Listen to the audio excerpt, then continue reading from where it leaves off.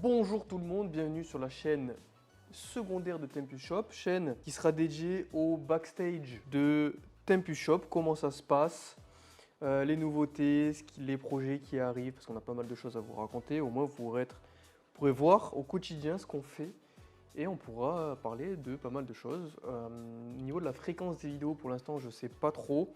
J'aimerais bien en faire une petite par semaine ou toutes les 2 semaines pour qu'il y ait quand même suffisamment de contenu.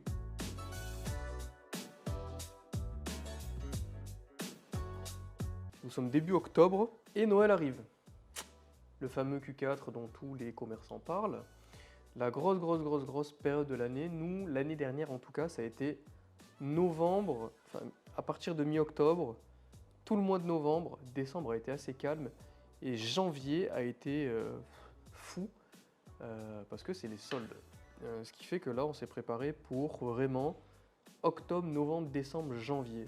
La préparation, elle se fait comment? Sur le contenu qu'on est en train de vous créer pour continuer à vous partager des choses, des nouveautés, des modèles. Là, par exemple, j'ai sous les mains, c'est les nouveautés Citizen qui sont sorties là en septembre. Donc, on a fait une vidéo YouTube où je vous parle de tous ces modèles-là.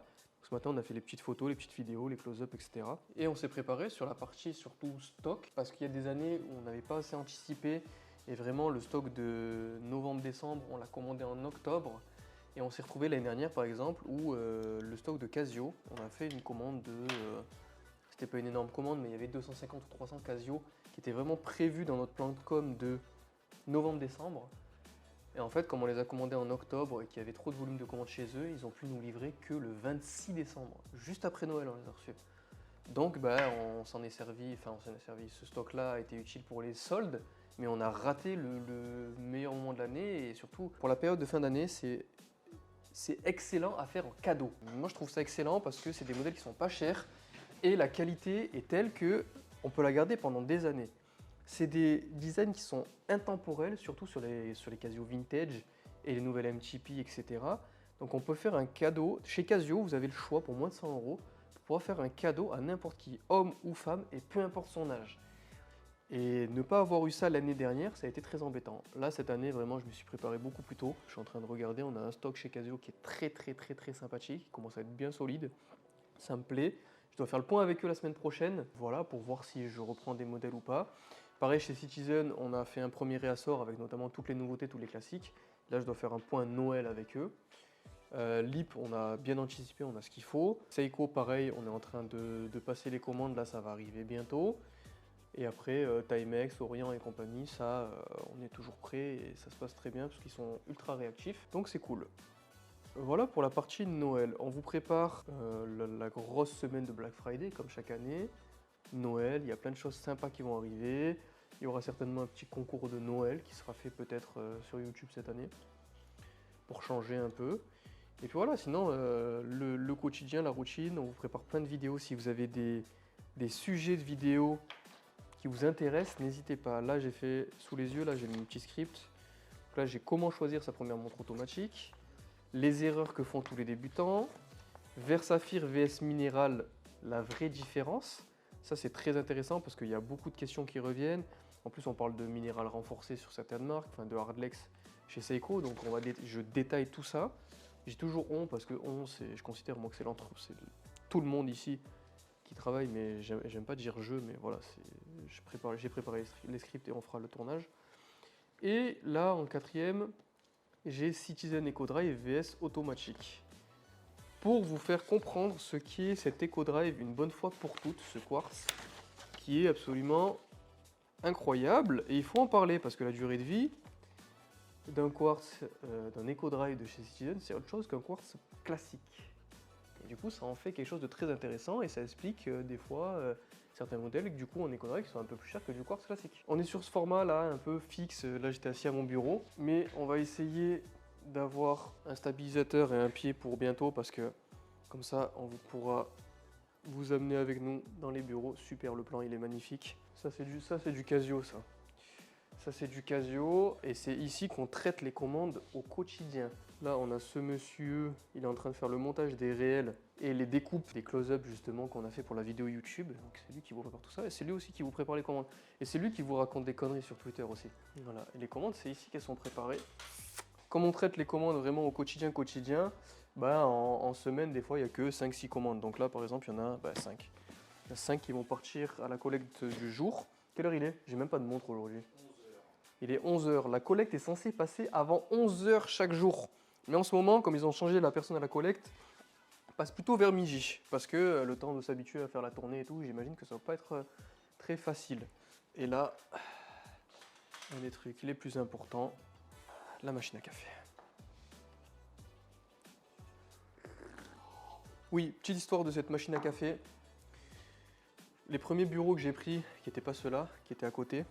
Les premiers bureaux que j'ai pris, ah tiens, on le voit. Les premiers bureaux que j'ai pris, j'étais tout seul au début, mais j'ai pris des bureaux pour justement pouvoir recruter quelques temps après. Je suis arrivé dans les bureaux, il y avait mon bureau avec mon PC et une chaise. J'ai eu les bureaux un jeudi, je m'en rappelle, le jeudi soir, le soir même, je suis allé acheter la cafetière. Le vendredi matin, donc le deuxième jour que j'avais mes bureaux, j'avais même pas internet, j'avais un bureau, une chaise, mon PC portable et la cafetière. C'est le seul truc, voilà, c'est ce que j'avais dans le bureau et pendant une semaine j'ai eu que ça, avant de commencer à déplacer le stock, les armoires et compagnie. Donc vraiment la machine à café là c'est une institution ici, c'est très important. Premier truc qu'on fait le matin, boire un café. Je sais pas, on a quoi, 15 minutes de rush, je sais pas comment ça va rendre, je sais pas si ça va vous plaire, dites-moi ce que vous en pensez. Dites-moi les sujets que vous voulez qu'on aborde parce que là ce sera plus backstage et ce qui se passe et le côté entrepreneurial aussi. Les soucis auxquels on fait face, on va parler des retours, on va parler du SAV, parce que le SAV c'est quelque chose d'ultra complexe. On essaye vraiment de répondre en direct avec vous sur tous les réseaux, par mail, avec un WhatsApp et compagnie. On essaye vraiment d'être en direct avec vous, mais c'est très complexe parce qu'il y a énormément de volume, surtout là à l'approche de Noël. On se prépare au SAV encore plus que d'habitude parce qu'à l'approche de Noël, il y a ce côté, les achats sont souvent faits pour des cadeaux. Donc il y a un côté émotionnel. Si le cadeau n'arrive pas à temps, c'est un désastre. Et ça, je veux pas. Les clients, de manière générale, ont plus tendance à s'affoler quand ils voient que leur commande n'est pas traitée assez rapidement. Donc nous, on est en train de réfléchir à toute une procédure, un système pour vraiment que vous soyez notifié en temps et en heure, qu'on soit ultra réactif sur les questions et qu'on vous tienne informé des délais, s'il y a des petits retards, qu'on vous explique pourquoi et quand ça arrive, etc., etc. Parce que les retards, ça arrive malheureusement. En une période de Noël, on va rentrer dans ce que Colissimo appelle la peak période. C'est la période où il y a le plus de volume, ce qui fait que des fois il y a des retards sur fournisseurs, il y a des grèves, il y a des sold out chez des fournisseurs qui prévoient de nous envoyer j'en sais rien, je fais une commande chez Citizen de 200 modèles. Au final, il y a un modèle qui ne peut pas nous envoyer. Des fois, ça bloque la totalité de la commande, le temps qu'eux, ils le reçoivent. Ça fait qu'au lieu de le recevoir le lundi, je vais le recevoir le lundi d'après. Mais entre-temps, ce qui arrive souvent, c'est que je fais une commande de Citizen, ils me disent, de Citizen ou peu importe la marque, ils me disent « Ok, c'est prêt ». Ça va partir. Si ça part, moi ce que je fais c'est que je les mets disponibles sur le site parce que je sais que je vais les recevoir maximum 2 jours après. Donc je vais pouvoir les traiter ultra rapidement si vous commandez dans ce laps de temps-là. Mais s'il y a un contretemps et que vous avez commandé, ça peut rallonger le délai alors que ce n'était pas prévu. Donc là, on va essayer de s'organiser. Alors déjà, on a suffisamment anticipé sur le stock normalement pour ne pas avoir ce genre de petits trucs. Donc on va attendre d'avoir vraiment les modèles dans les mains pour les mettre sur le site. Comme ça, on va éviter un maximum ça.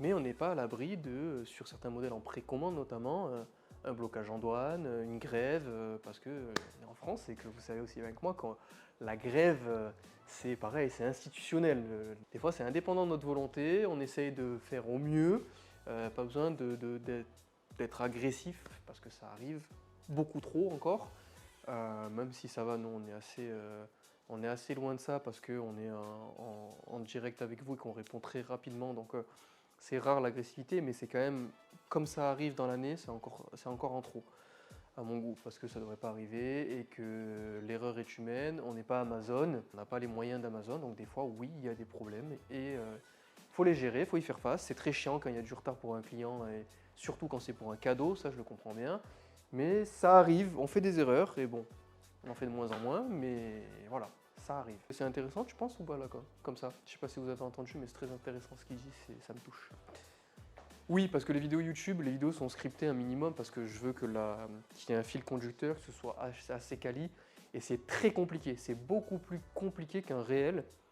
Un réel où, d'ailleurs, c'est lui qui me filme au téléphone, donc en fait, je m'adresse à lui. Une vidéo, et je m'adresse à lui, et ça dure 40 secondes, 1 minute 30, donc c'est super simple, je sais de quoi je vais parler. Souvent, j'ai un modèle dans les mains, je fais un top de présentation, etc. C'est des sujets que je maîtrise. Sur YouTube, comme les vidéos sont plus longues, il y a plus de contenu, il y a un fil conducteur, il y a une introduction, il y a une conclusion à faire. C'est plus réfléchi. Et en fait, moi, je suis de ceux, quand j'étais étudiant, les présentations, je supportais pas dans mes diapos qu'il y ait beaucoup de trucs écrits. Il fallait qu'il y ait le moins possible et que ce soit moi qui parle de manière libre. Et quand il y a un script, en fait, ça me dérange parce que si je sais que je suis en train de faire la vidéo, de tourner, que je parle comme ça là, et que je sais dans ma tête qu'il y a un truc que j'ai oublié sur cette partie parce que dans mon script ça y était, mais ça va me déstabiliser et je vais être moins à l'aise. Donc ça fait des fois des vidéos qui sont pas ouf. C'est le début, on en a fait que combien? 5, 6 pour l'instant. Il y en a 2 qui sont en cours de montage là. Petit à petit, c'est pour ça que je vais en sortir 2 par semaine aussi. C'est vraiment pour m'habituer, pour être à l'aise, pour qu'on voit les points bloquants, les points d'amélioration, etc. Et qu'on puisse sortir à partir de début 2026 vraiment du contenu qui soit quali, des vidéos qui soient plus longues. Parce que pour l'instant, on est sur du 6 à la plus longue, elle doit faire 14 minutes. J'aimerais bien passer sur du 12 format 12-20 minutes, comme c'est le cas là ici. Mais il faut être à l'aise. Les sujets, je les maîtrise, mais quand on a un plan, il faut rentrer dans le détail, il ne faut pas survoler comme on le fait sur un réel. La montre, elle est bien quand on dit, quand je dis dans un réel, par exemple, 299 €, c'est comme j'en parle habituellement, là c'est la nouveauté, c'est la bleue, elle est incroyable d'ailleurs. 299 €, mouvement maison, 40 heures de réserve de marge, verre saphir. En fait, c'est les caractéristiques principales et c'est ce qu'on veut savoir parce que c'est l'info la plus importante et on s'en fout, enfin on s'en fout, non, on s'en fout pas, mais que ce soit le calibre 83-10, dans un réel, oui, on s'en fout, on veut les informations principales, c'est automatique, c'est pas automatique, c'est un verre saphir ou non, le diamètre du boîtier, la matière. Sur YouTube, il faut vraiment plus se poser, rentrer dans le détail, beaucoup plus détaillé, parce que quand vous regardez une vidéo YouTube sur une montre, c'est parce que vous voulez justement du détail, donc on va pas survoler. Et quand il y a un script et que j'oublie quelque chose, voilà, c'est plus compliqué, je suis moins à l'aise. Là, je pourrais vous parler de la Tsuyosa pendant 1 heure. Hein. Tsuyosa qui est... Alors moi, quand j'en ai parlé, à chaque fois on me dit que je suis un abuseur, machin chouette. Entre 0 et 3000 €, et je dis bien entre 0 et 3000 €, là actuellement, prix catalogue, entre 0 et 3000 €, il n'y a rien qui est meilleur que ça. Sur de la daily, montre tout acier, voilà, de la dress watch, du chrono, des trucs un peu spécifiques, oui, il y a mieux, mais 0 3000 €, vous voulez une montre qui soit une daily, il n'y a rien de mieux que ça. Voilà, en plus il y a toutes les couleurs qui existent. Franchement, toutes les couleurs, et maintenant qu'il y a du 37 et du 40, tout le monde peut en porter. Vraiment, tout le monde. Et vraiment, là, je sais pas, ce bleu nuit là, celle-là là, ce bleu nuit là qui est un peu plus foncé que celui en 40, mais ah, ça a bien focus, c'est bon. C'est la meilleure daily de l'histoire. 37 mm, vert saphir. Le bracelet, du coup, comme c'est en 37, le bracelet est plus fin que sur les 40. Donc c'est plus raffiné, c'est plus joli. C'est ultra robuste, mouvement automatique, vert saphir, donc quasiment enrayable, avec le guichet date. Personnellement, et ça c'est perso, vraiment, s'il n'y avait pas de loupe, je pense que je préférerais sur le guichet date. Mais regardez, c'est magnifique, ça passe partout. Et ce bleu, voilà. Et ce bleu, c'est pour moi la meilleure daily, parce que rose, c'est spécifique, faut oser le porter. Violet, pareil, mais bon, pour une fois, enfin, le nombre de fois que vous m'avez demandé des cadrans en violet, maintenant que vous en avez un, hein, et qui est vraiment réussi, faites-vous plaisir parce qu'en plus c'est sur une des meilleures montres. Et en 40 mm, vous avez vraiment toutes les couleurs, jaune, vert, bleu, il y a 3 types de bleu différents, la noire. Vous avez soit du très classique, soit du très original, donc vous pouvez vous faire plaisir. C'est pour ça, c'est vraiment, ça en fait la meilleure pour moi. Et vous allez me dire, comme je l'ai dit tout à l'heure, vous allez dire que j'abuse, mais j'abuse pas du tout. C'est la meilleure daily entre 0 et 3000 €. Elle a zéro concurrence. Allez, je vous écoute, dites-moi une daily qui est meilleure que ça. entre 0 et 3000 euros, qui réunit ces caractéristiques-là et qui a un rapport qualité-prix imbattable. Je vous écoute. J'entends que la cafetière là. Il y a la Orion Mako 40 qui pour moi peut venir rivaliser, mais le bracelet est moins sympa en termes d'esthétique. C'est son seul défaut. Et surtout, elle existe qu'en 40. Et surtout, et en plus, maintenant, depuis les augmentations de prix, elle est beaucoup plus chère. Non, t'en penses quoi toi? C'est quoi la meilleure daily entre 0 et 3000 euros? Ça peut être là-dessus ou ça, hein, mais genre réfléchis un minimum. PRX c'est un sérieux concurrent, mais le problème c'est que c'est trop cher. Une PRX maintenant, Tissot PRX, elle existe en 35 et en 35, 36 et 40. Mais la 40, la Power Magic, c'est 700. Ah, ça a encore remonté. Je m'étais arrêté à 725. Même 725. Ah, oh, t'en as deux comme ça. T'as deux comme ça et une G-Shock. Tu prends une 37, une 40 et une G-Shock. Bah, à choisir, je prends une 37, une 40 et une G-Shock plutôt qu'une PRX, hein, je te le dis. Tous les jours. Hein. Mais des PRX, c'est vrai qu'on en voit énormément. Au début, je sais pas si vous vous rappelez, elle se vendait 630.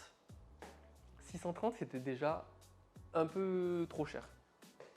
Oui, mais c'est Tissot, c'est suisse, blablabla. Le Swiss Made, c'est juste qu'un certain pourcentage de la montre est bien emboîté en Suisse.